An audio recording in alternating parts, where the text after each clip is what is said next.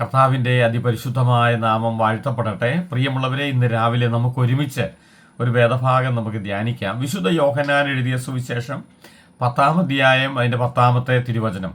അവിടെ നമ്മളിങ്ങനെയാണ് വായിക്കുന്നത്: മോഷ്ടിപ്പാനും അറുപ്പാനും മുടിപ്പാനും അല്ലാതെ കള്ളൻ വരുന്നില്ല, അവർക്ക് ജീവൻ ഉണ്ടാകുവാനും സമർത്ഥമായിട്ടുണ്ടാകുവാനും അത്രേ ഞാൻ വന്നിരിക്കുന്നത്. പ്രിയമുള്ളവരെ, ഇവിടെ രണ്ട് വ്യക്തികളെക്കുറിച്ചാണ് പറയുന്നത്. ഒന്നാമത്തെ ഭാഗത്ത് പറഞ്ഞത് കള്ളനെക്കുറിച്ചാണ്. ആ കള്ളൻ പിശാചാണ്. ആ പിശാചാകുന്ന കള്ളൻ വരുന്നത് അത് മോഷ്ടിക്കാനും അറക്കാനും മുടിക്കാനുമാണ്. എന്താണ് ഈ പിശാച് മോഷ്ടിക്കുന്നത്?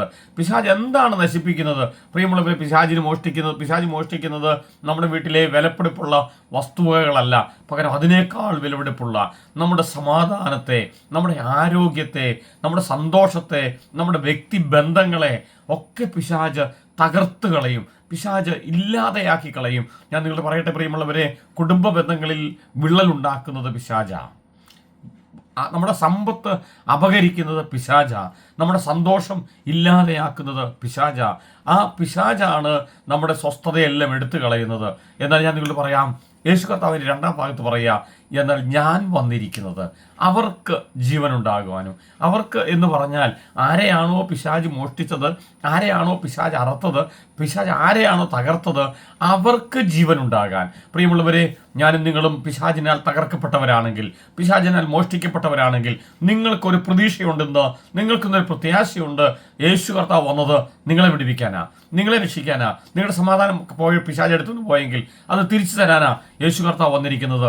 പിശാച് എടുത്തു കളഞ്ഞ സമാധാനം, സന്തോഷം, ആരോഗ്യം അതൊക്കെ ഇന്നു പകൽ യേശുവേ അങ്ങൻ്റെ കർത്താവാണെന്ന് ഒരു വാക്ക് പറഞ്ഞാൽ, ഞാൻ നിങ്ങൾ പറയട്ടെ, നിങ്ങളുടെ ജീവിതത്തിലേക്ക് സമാധാനത്തെ കർത്താവ് തരാൻ ആഗ്രഹിക്കുന്നു, സന്തോഷത്തെ കർത്താവ് തരാൻ ആഗ്രഹിക്കുന്നു, ജീവിത വിജയം കർത്താവ് തരാൻ ആഗ്രഹിക്കുന്നു, സാമ്പത്തിക നന്മകൾ കർത്താവ് തരാൻ ആഗ്രഹിക്കുന്നു.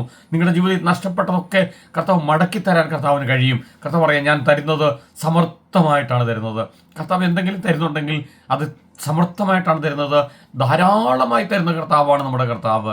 പ്രിയമുള്ളവരെ, ആ സമർത്ഥമായി തരുന്ന യേശു കർത്താവിൻ്റെ അടുത്തേക്ക് വരുന്നുണ്ടെങ്കിൽ, ആ യേശുവിൽ വിശ്വസിക്കുന്നുണ്ടെങ്കിൽ, നമുക്ക് നമ്മുടെ ജീവിതത്തിൽ കർത്താവ് തരുന്ന സന്തോഷവും സമാധാനമൊക്കെ ധാരാളമായി അനുഭവിക്കാൻ കർത്താവ് സഹായിക്കും. അതുകൊണ്ട് നിങ്ങൾക്ക് പ്രതീക്ഷയുണ്ട്, നമുക്കൊരു പ്രത്യാശയുണ്ട്. യേശു നമുക്ക് വേണ്ടിയുണ്ട്. യേശു കർത്താവ് നമ്മുടെ ജീവിതത്തിലെ പരാജയങ്ങളെ മാറ്റി നമ്മുടെ ജീവിതത്തെ വിജയമാക്കി തീർക്കാൻ ഇന്നു പകൽ കർത്താവ് നിങ്ങളുടെ കൂടെയുണ്ട്. നമ്മുടെ കണ്ണുകളെ അടയ്ക്കാം, നമുക്ക് പ്രാർത്ഥിക്കാം. ഞങ്ങളുടെ പ്രിയ പിതാവേ, പിശാച് അറുത്ത് മുടിച്ച് മോഷ്ടിച്ചത് കർത്താവെ അങ്ങ് ഞങ്ങൾക്ക് മടക്കി തരികയും അത് സമർത്ഥമായി തരികയും ചെയ്യുന്ന കർത്താവാണല്ലോ. ഞങ്ങളുടെ ജീവിതത്തിലെ സന്തോഷം, സമാധാനം, ആരോഗ്യം, സമ്പത്ത് എല്ലാം കർത്താവെ, അതെല്ലാം കർത്താവ് ധാരാളമായി ഞങ്ങൾക്ക് തരുന്ന കർത്താവാണെന്ന് ഞങ്ങൾ വിശ്വസിക്കുന്നു.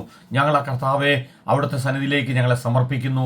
ഇന്നു പകലും ആ സമർത്ഥമായ ജീവൻ അനുഭവിക്കാൻ, ആ നിത്യമായ ജീവൻ അനുഭവിക്കാൻ കർത്താവ് ഞങ്ങളെല്ലാം സഹായിക്കണമെന്ന് ഞങ്ങൾ പ്രാർത്ഥിക്കുന്നു. പ്രാർത്ഥന കേൾക്കുന്നുണ്ട് ഞങ്ങൾ നന്ദി പറയുന്നു. യേശുവിൻ്റെ നാമത്തിൽ തന്നെ ആമേൻ. പ്രിയമുള്ളവരെ, പിശാചിനെ നിങ്ങളെ തൊടിയല, പിശാച് നിങ്ങളെ ഇനി അറക്കുകയല്ല. യേശു കർത്താവുണ്ട്. യേശു കർത്താവ് നിങ്ങൾക്ക് ജീവനും സമർത്ഥമായ ജീവനും നൽകുന്ന ദിവസമാണ് ഇന്ന് പകൽ. അതനുഭവിക്കാൻ കർത്താവ് നമ്മളെല്ലാം സഹായിക്കട്ടെ.